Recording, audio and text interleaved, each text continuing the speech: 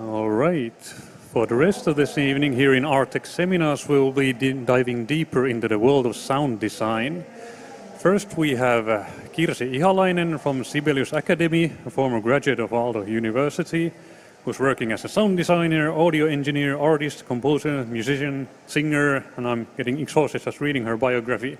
But she will be talking to us about generative sound design. So let's welcome Kirsi on stage.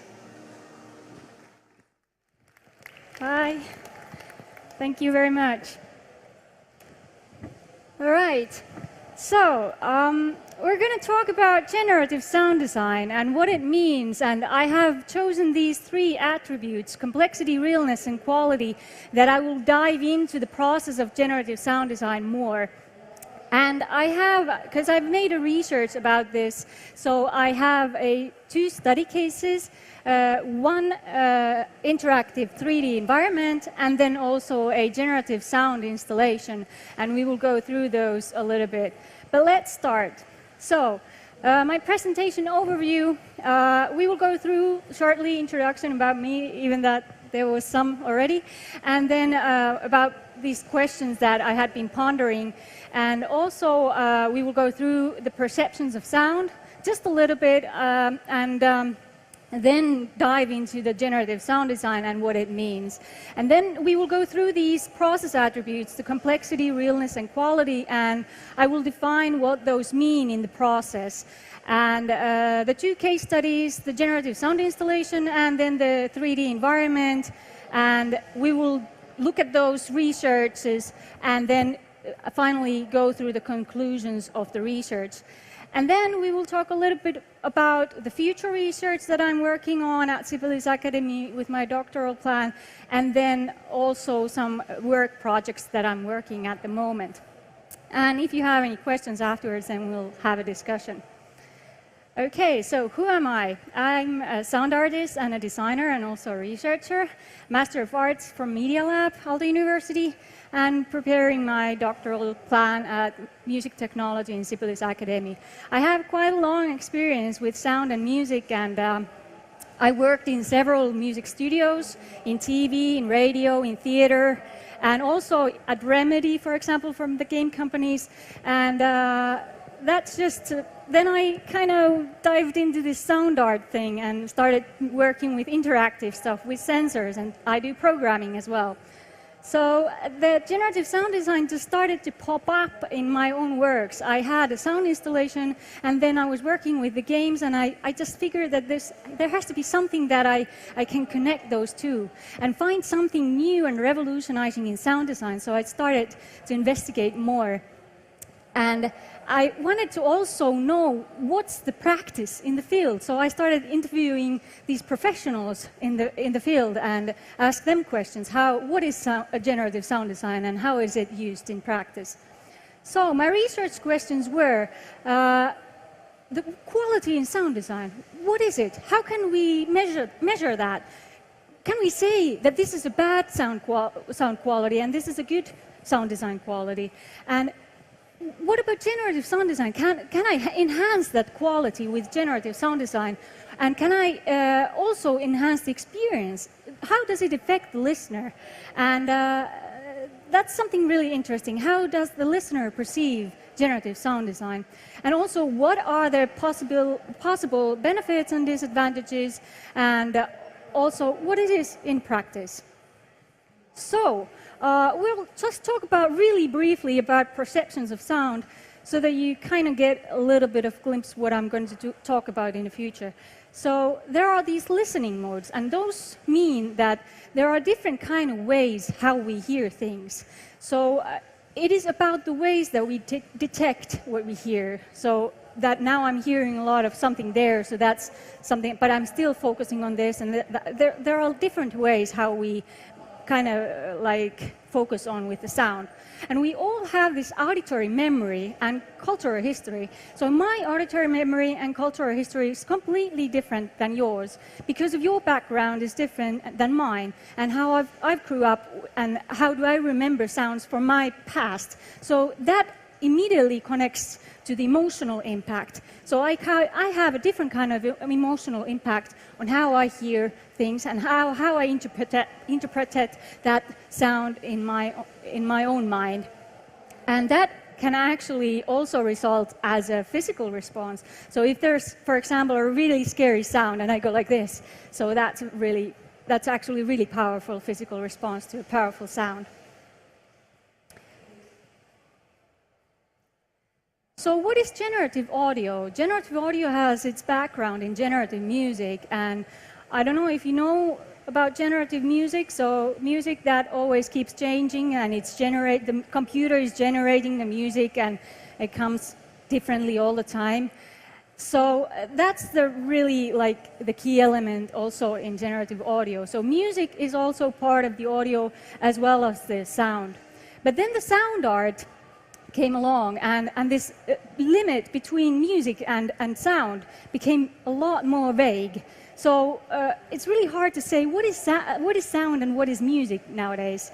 So, but sound art is now divided into these taxonomy of sound art. So on the basis of how it's made. So if this is made with sensor technology, it's in this category, and if this is made with some other algorithmic thing, that's another. So if you're interested, then look into that more. But game audio is something that uses this generative audio the most. And because it's player activity and then it's things happening simultaneously all the time, so it's a really good way to use generative audio. And because, well, games are now striving, it's become a hit, so games are striving towards completely generative content. And interactive cinema is something that also interacts with the audience. For example, if the audience is listening to something on that's happening on the screen and they are detected by sensors, something that can detect how they feel during the show, their emotional impact may affect how the sound design is going on the screen. So, what is generative sound design? Well, I think of it as a method of sound design, and it's based on variety of sounds. It also avoids too much repetition, and well, I call it always changing. It could be also ever changing, and then also there's this Paul Weir, who's a really famous game audio professional and works with generative audio as well. He calls it never ending. But I don't think there can be the length. It doesn't matter what the length is, at least when it's just changing. It's just changing completely all the time. So I think, well, to me, the design becomes generative when the produced sound is manipulated in any way, or then it just creates a new sound, from the scratch. So that's a generative action. And how does the process go? Well, there are different process methods. So it can use either one or all of them. So it doesn't matter. So there's adaptive audio, which is used in games a lot, which is the feedback audio. So when I press a button and I get an instant feedback that I'm pressing a button on the game, so that's an instant feedback with the sound. And we can control these feedbacks and also how it works with algorithmic, stochastic, rule-based, and artificial intelligence. So we can program that with these mathematical structures. There's also procedural audio, and many people are confused. What is procedural? What's the difference between procedural audio and generative audio? Well, procedural audio is part of generative audio, so it's not the same thing in a way, because generative audio can be also recorded sound. But procedural audio, so with that, I don't need a microphone. I won't be going recording anything. I will do everything with data only, just with my computer. So that's the difference. But it can be part of the process. And how do you create these sound systems? Well, you can use any audio programming languages like these. And then there's also the game audio engines like Fmod Studio and Vvise. So it's really easy to do with those already because they are implemented so many generative audio features already. Did you get a photo? Nice? Good? All right. Then process. Well, the process goes like this. When you have the idea, the story, and then you kind of find the design features, what you want to like connect to that. How does the sound behave with the idea and the story? Then you build your generative audio engine, and that is controlling the sounds. And then those sounds are also like the behavior of those sounds are made with the algorithms and the parameters which are inside the audio engine. And that becomes a computation of everything. And in generative sound design, it can be interactive or not. So interactivity is not really like necessity. So it can be either one. So if I make a sound installation, so it doesn't have to be interactive to have generative sound design in it. And then the interactivity becomes an action, and that action launches the sound, audio and sound, and then it becomes a perception, and then we hear the sound design, and then we can analyze what is this sound design, and is it good or bad, or is it enough generative, and so on. Okay. So I talked to professionals in the field, and we tried to figure out what are the benefits and disadvantages of generative sound design. So the advantages popped up with these, and there's mainly the variation. So there were many people saying the same things. So there were variation, it's more expressive, fast responsiveness, randomization, more interesting, sound behaves really much more realistically, that it enhances the experience, and it's not repetitive. And then disadvantages. Well, those were not directly connected to the sound. They were more about, well, it costs too much, or it's just not enough processing power, or it might be time consuming, or things like that. So it's not really about the sound design. It's more about the technology or the technology, things like that. So, and then there's the perception things that people will not notice if it's generative or not. And that's not it's not a concern, because it doesn't matter if the audience knows that it's generative. You know that it's generative when you design that. So it just makes them a better experience, right? And then, well, then there was also these things that because it sounds more real, the players already expect it, and that's really actually true. Players want more, like, better quality. So then we will go into these process attributes.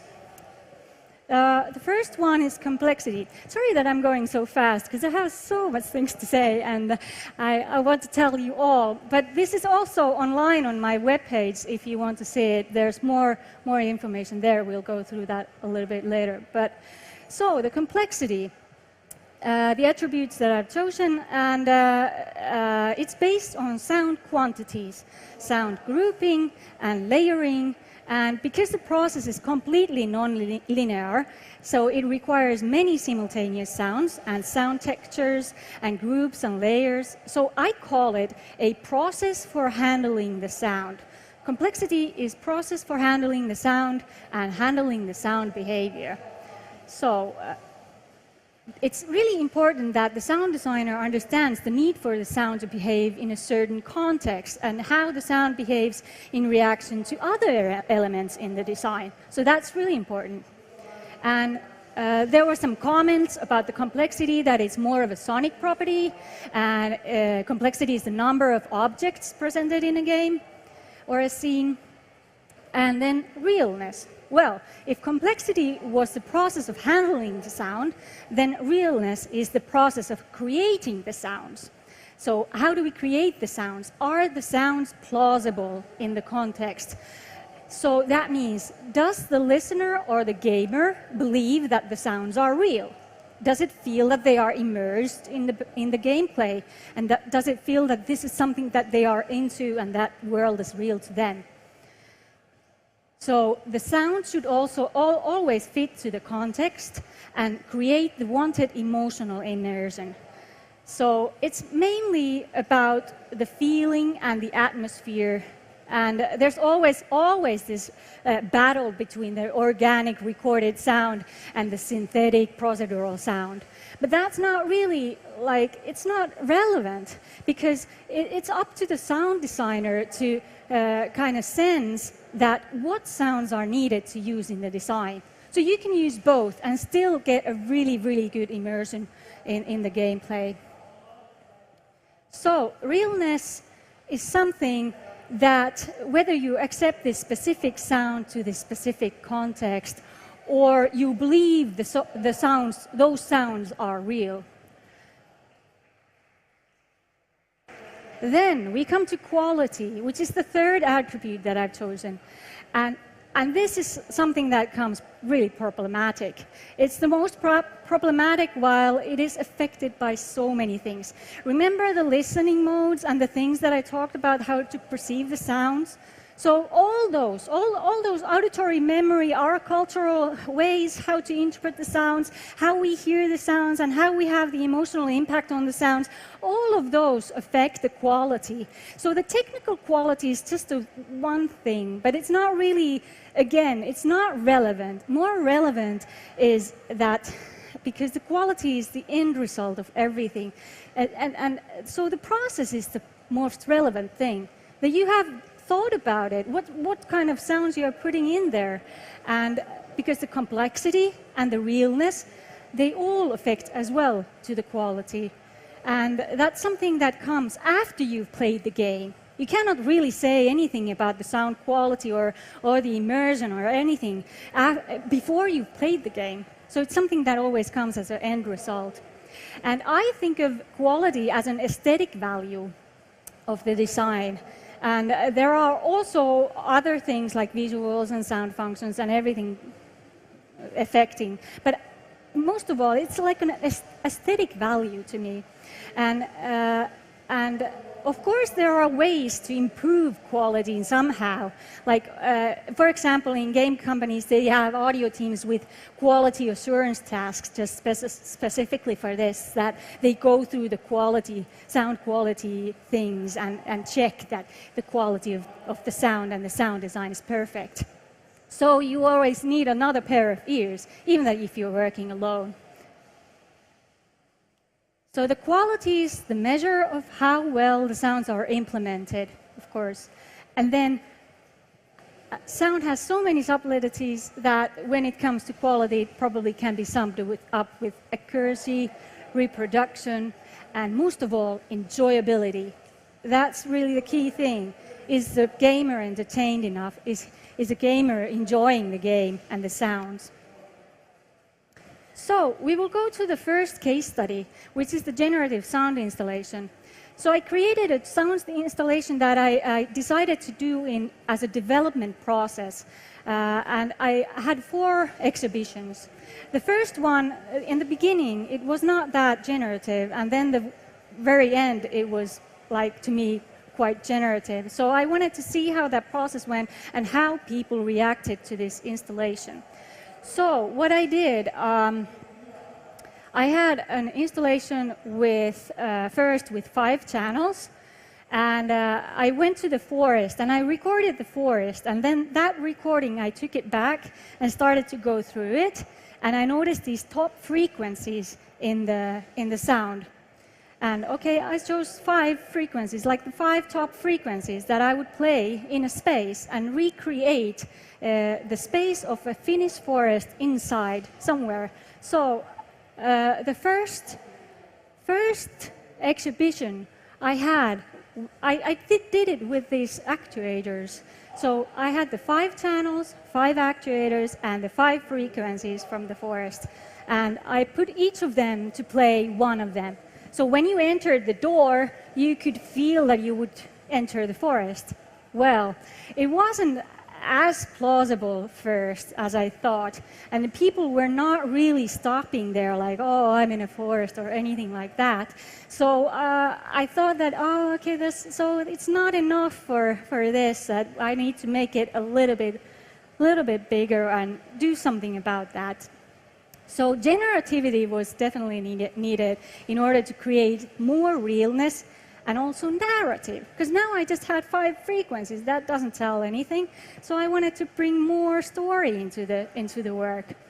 So complexity came along with these changes. So what I did, I added some generative processes into the sound. And then I also brought in some wood. Instead of playing them on a glass wall that I cannot transport from place to place, I decided that I would put the actuators inside of wood, and that would be something that you could touch, you could hug, and you could feel the vibration in the wood when the sound comes from the wood. And you would also get the resonating frequencies of the wood itself, because, well, the forest is resonating as well, the trees there are resonating.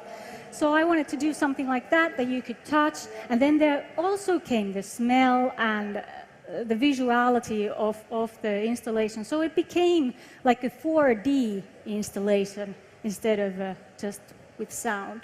So the process went basically like this, and on the 4th exhibition I had it much more generative, and there was like volume changes and like randomization and different things like that it would breathe like a forest, so that it would feel like you would really be in the forest. But it came in steps, and then I was inspecting like how does the people how do they feel when they see the installation and hear the installation, and then through that I was able to draw some conclusions. So let's look at a short video clip of the installation and see how the installation works.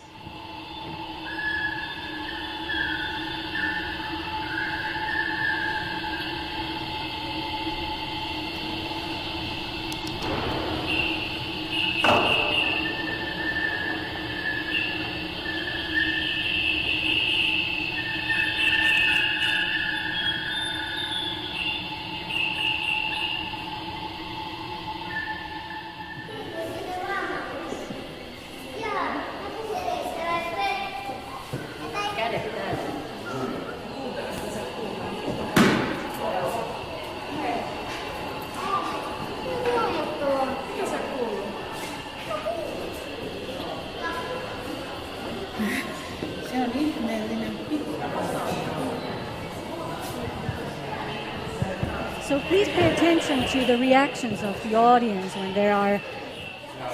they are listening to the installation.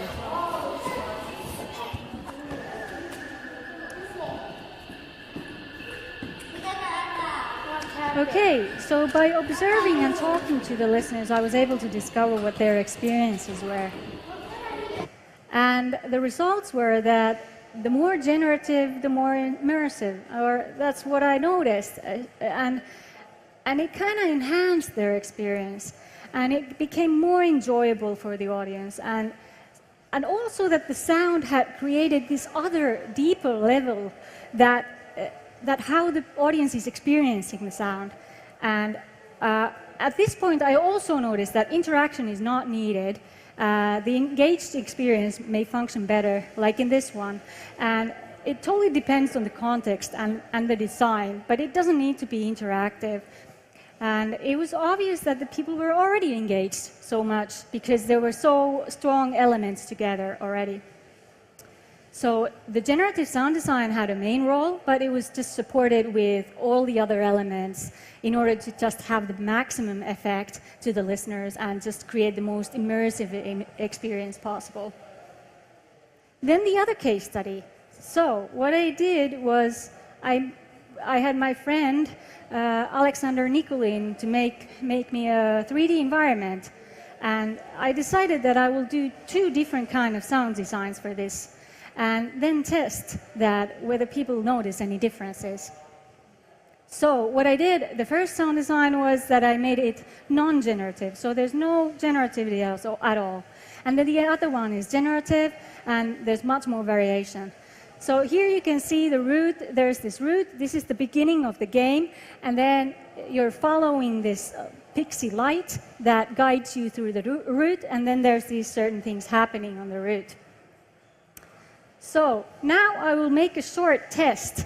So we will make a test, and I will play you the first video, and then the second, and we'll see if you notice any difference.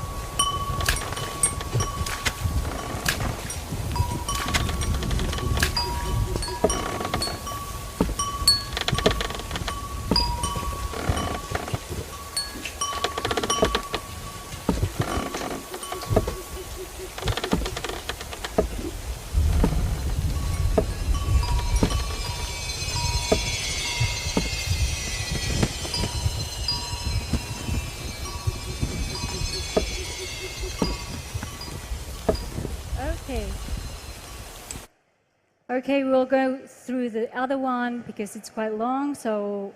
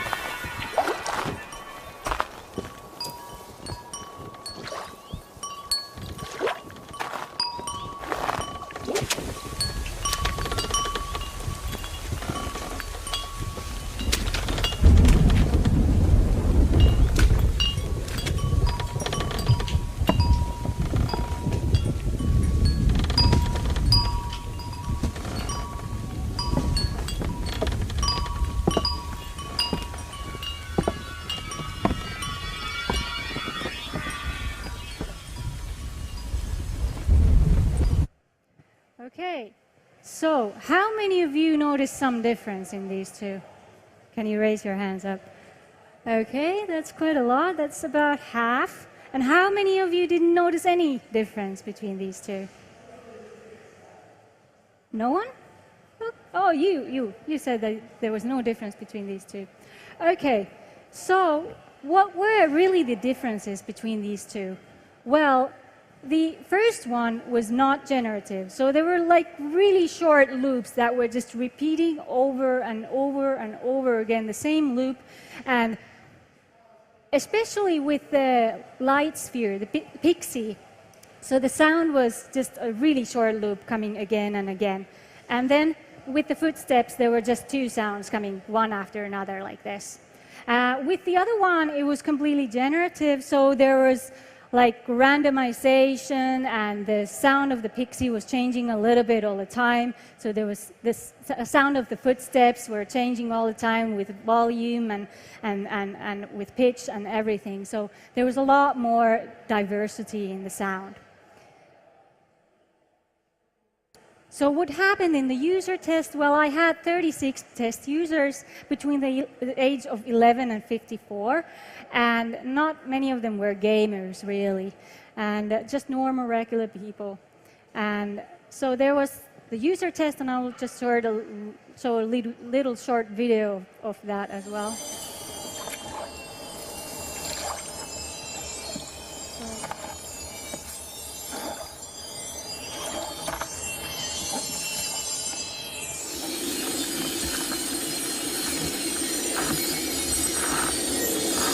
the players were playing the game in two different orders. So I had to divide the group to 18 groups of people. So the other group was playing the first one first, and then the second one second, and the other group was playing the second first, and then the first and second, right? So I had to know if there's any influence with the order of playing the game.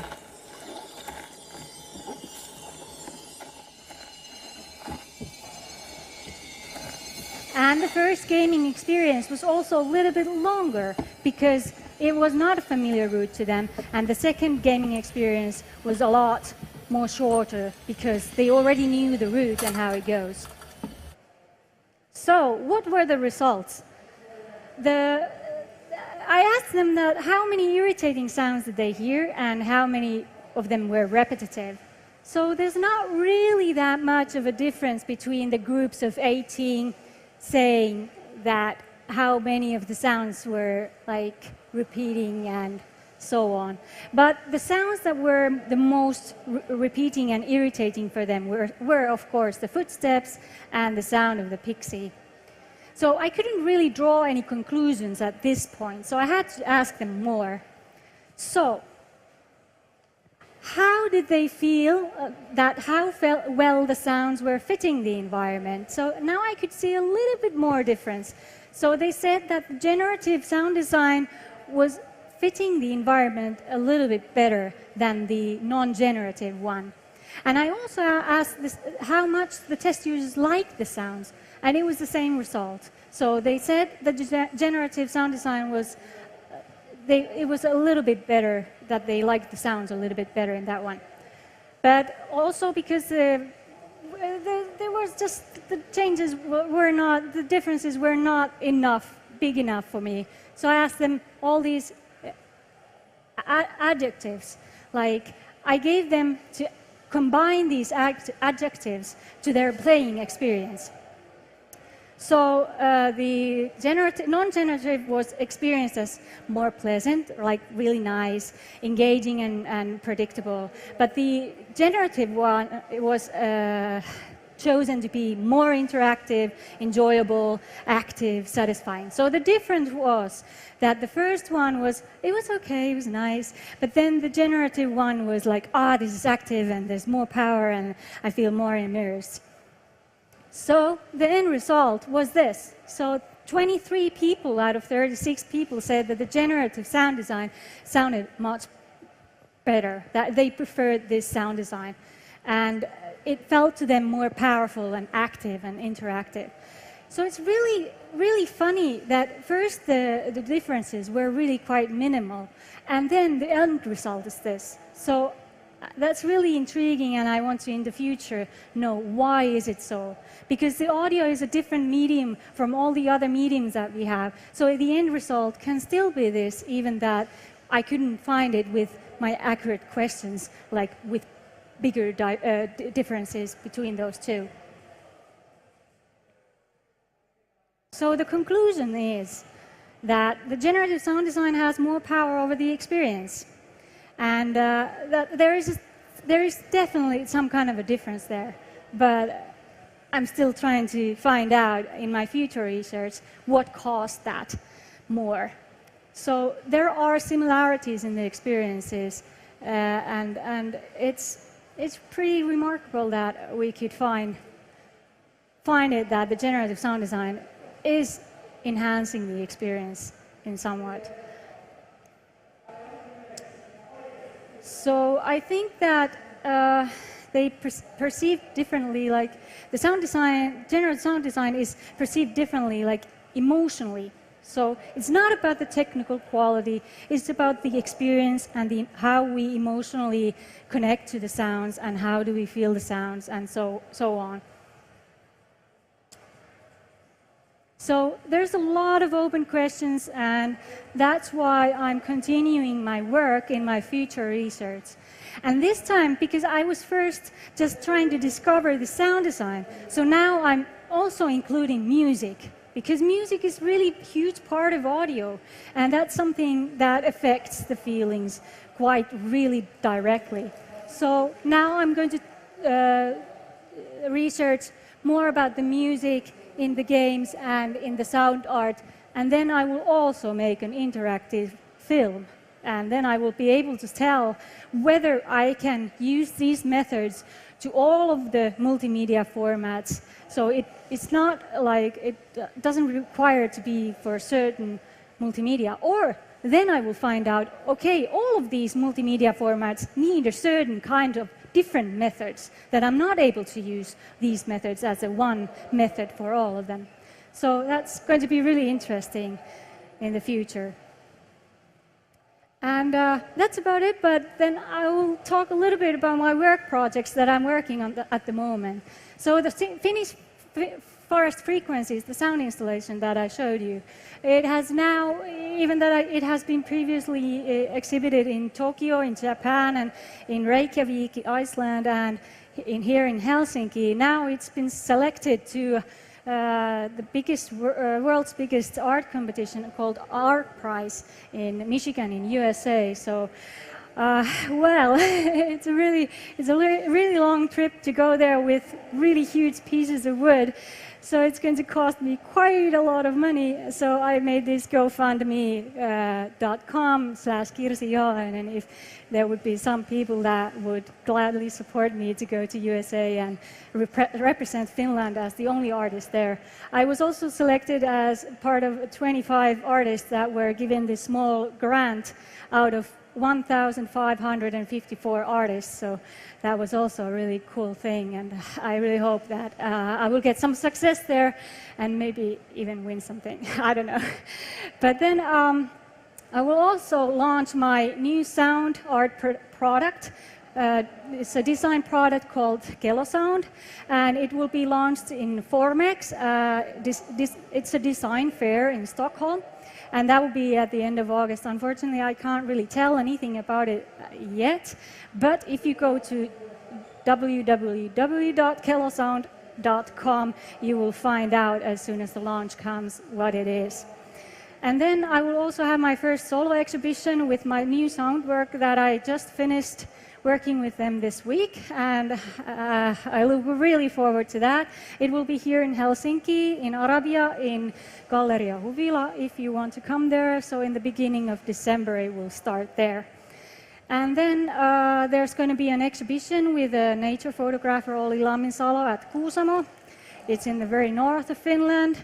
And we will have also the Finnish forest frequencies there after USA, and I really hope that it gets a lot of success there, so people come to Kuusamo, and we'll make Kuusamo a big place, then everybody comes there and to see the installation. But that will be in January 2017.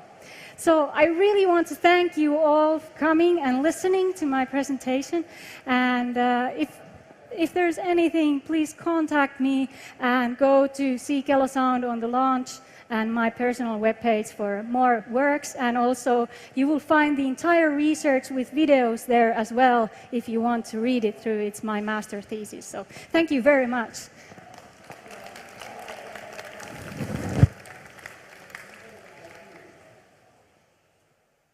Okay, we also have a bit of time for a few questions. If any of you are interested in asking something, right?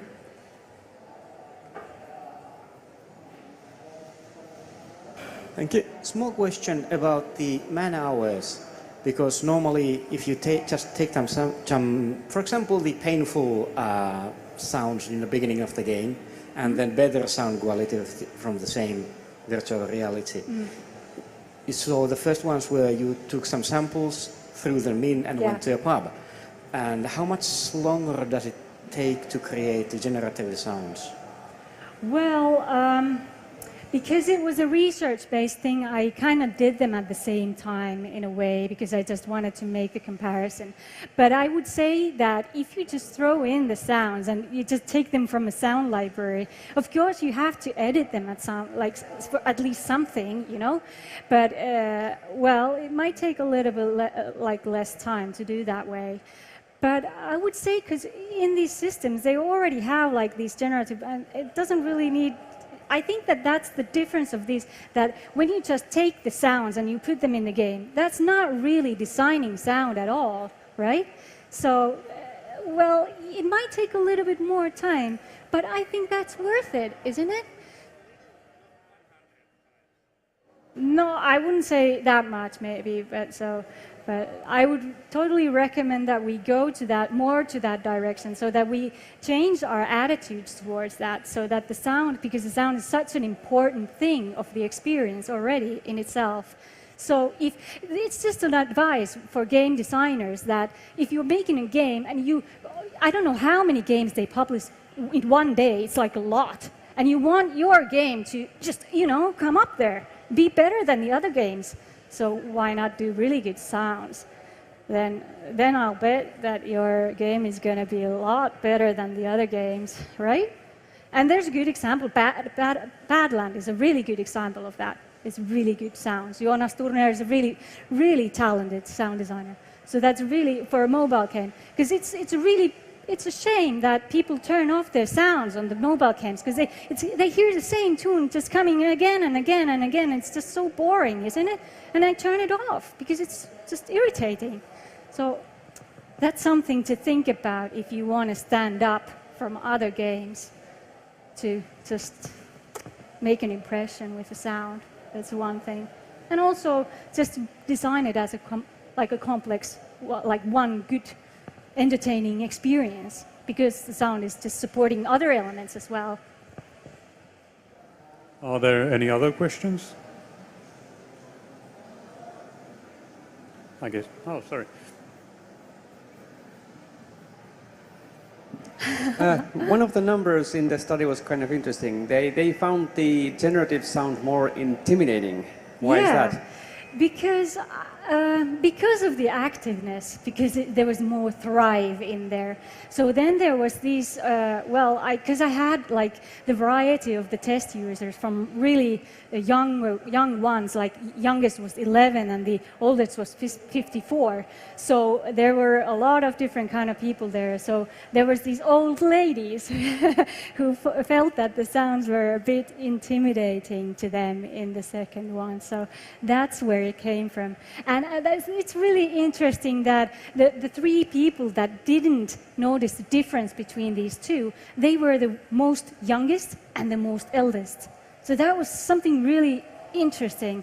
And that's something that I want to look into more in my future research, that does the age and how we hear things affect to these questions as well. Okay, I guess that concludes our presentation this time. So once more, thank you, Kirsi, for your great presentation. Thank you very much. It was really a pleasure to be here. Thank you, everyone.